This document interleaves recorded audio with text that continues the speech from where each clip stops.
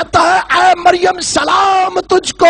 اور میری تحقیق کے مطابق آج تک کسی فرشتے نے کسی کو، نبی کو، پیغمبر کو، رسول کو سلام نہیں کیا ماں سوائے مقدسہ مریم کے۔ مقدسہ مریم کے سامنے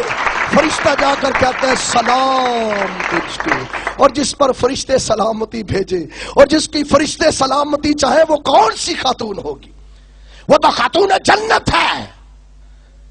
اس خاتون کا مقابلہ دنیا کی کسی خاتون کے ساتھ نہیں کیا جا سکتا، اور اگر کوئی شخص مقدسہ مریم کا موازنہ یا مقابلہ کسی خاتون سے کرتا ہے تو دنیا کی سب سے بڑی بے وقوفی ہے، کیونکہ اس جیسی عورت نہ پیدا ہوئی تھی، نہ پیدا ہوئی ہے، اور نہ پیدا ہوگی، جس کو فرشتہ آ کر کہے سلام تجھ کو۔ اور پھر نہ صرف سلام کہا بلکہ کہا تو عورتوں میں مبارک ہے، کہا تو عورتوں میں مبارک ہے، تیرے جیسی عورت ہی کوئی نہیں ہے،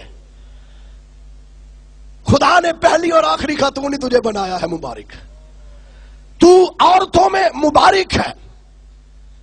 اور قرآن مجید کے اندر لکھا ہے یا مریم ان اللہ صفا کے، ان اللہ صفا کے، اس کا ترجمہ ہے اے مریم اللہ نے تجھے پسند کیا ہے، اللہ نے تجھے چن لیا ہے، اللہ نے تجھے الگ کیا ہے، تجھے نہ صرف الگ کیا ہے، تجھے نہ صرف چن لیا ہے، وہ طہارا کے، طہارا کے کا مطلب ہے کہ تو پاکیزہ عورت ہے، تو ایسی عورت ہے جو پاکیزہ عورت ہے،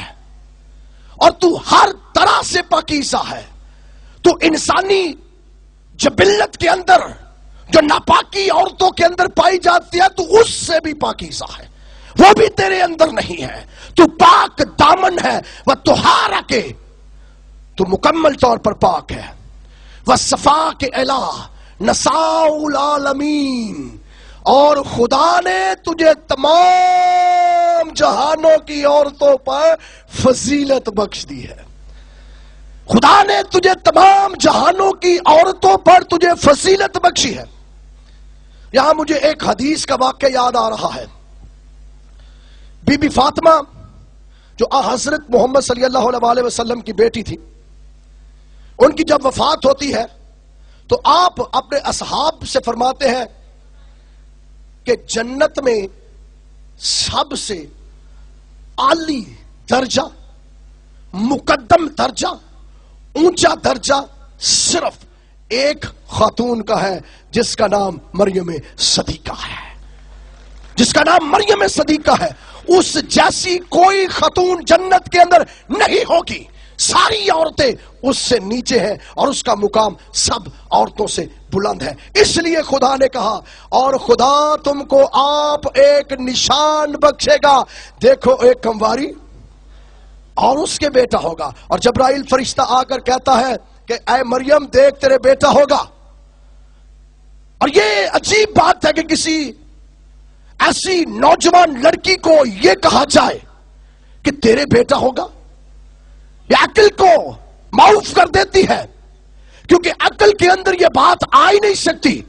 کیونکہ خدا نے جو نظام تولید بنایا ہے، نظام تولید یہ ہے کہ جن سے اولاد پیدا ہوگی، خون سے اولاد پیدا ہوگی، مرد کے ملاپ سے اولاد پیدا ہوگی، بغیر مرد کے ملاپ سے اولاد پیدا ہی نہیں ہو سکتی۔ لیکن سنیے جناب، یہاں تو فرشتہ آ کر مقدس یسایہ کو کہہ رہا ہے، الہام یسایہ پر آ رہا ہے کہ وہ تو نشانی ہوگی، وہ تو معجزہ ہوگا۔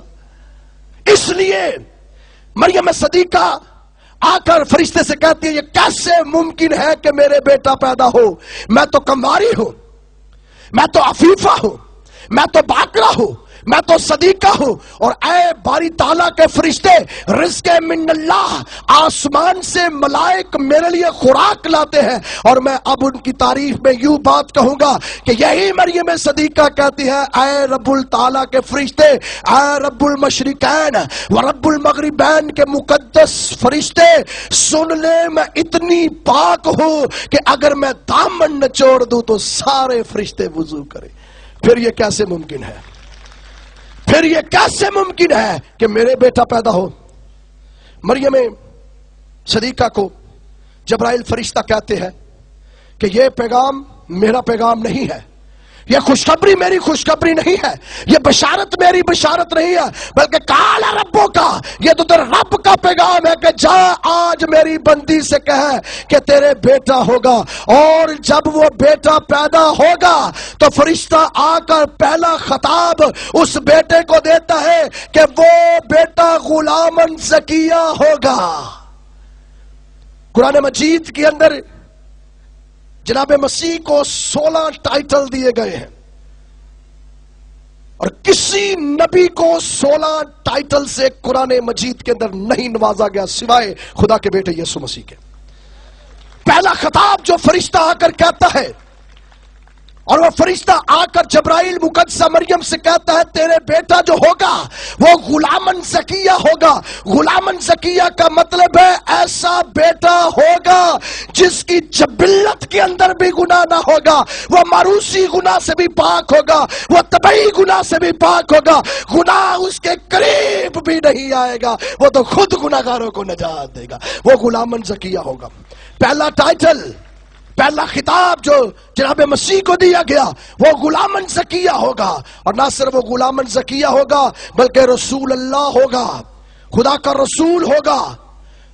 خدا کی بشارت لے کر جائے گا، انجیل کی خوشخبری پھیلائے گا، لوگوں کو، گناہگاروں کو یسوع مسیح لوگوں کو گناہ کے معافی دے گا۔ وہ رسول اللہ ہوگا، بروح القدس ہوگا، اور اس کے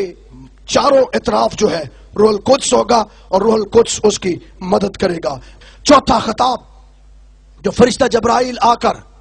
مقدسہ مریم کو اب اس کے بیٹے کی بابت کہتا ہے، اور وہ کہتا ہے وہ وجیہن فی دنیا والآخرت ہوگا،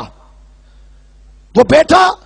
وجیہن فی دنیا والآخرت ہوگا، یعنی اس دنیا میں بھی باعث عزت و منزلت، اور آنے والی دنیا میں بھی باعث عزت و منزلت، اور اس دنیا میں بھی باعث شفاعت، اور آنے والی دنیا میں بھی باعث شفاعت۔ وہ اس دنیا میں بھی کہے گا اے باپ ان کے گناہ معاف کر کیونکہ یہ نہیں جانتے، اور آسمان پر بھی یہ کہے گا اے باپ یہ خون ان کے لیے بہایا گیا ہے، انہیں معاف کر۔ وہ وجیہن فی دنیا والآخرت ہوگا،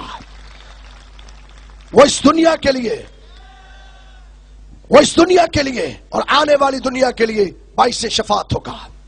وہ المسیح ہوگا، یعنی وہ مسح کیا ہوا ہوگا، اور کلام مقدس میں لکھا ہے دیکھو یہ میرا پیارا بیٹا ہے جس سے میں، وہ المسیح ہوگا، وہ عبداللہ ہوگا۔ چھٹا لقب جو مسیح کو دیا گیا وہ عبداللہ ہوگا، اور عبداللہ کا مطلب ہے خدا کا خادم ہوگا۔ وہ عبداللہ کا مطلب ہے خدا کا خادم ہوگا، اور یسوع مسیح نے کہا کہ میں خادم ہوں، میں خدا کا خادم تمہاری خدمت کرنے آیا ہوں۔ وہ عبداللہ ہوگا، اور نہ صرف وہ عبداللہ ہوگا بلکہ وہ نبی ہوگا، اور وہ نبی کا مطلب ہے خدا کا منہ ہونا۔ یسوع مسیح خدا کا منہ ہوگا، وہ نبی ہوگا، اور نہ صرف وہ نبی ہوگا بلکہ آیت اللہ ہوگا۔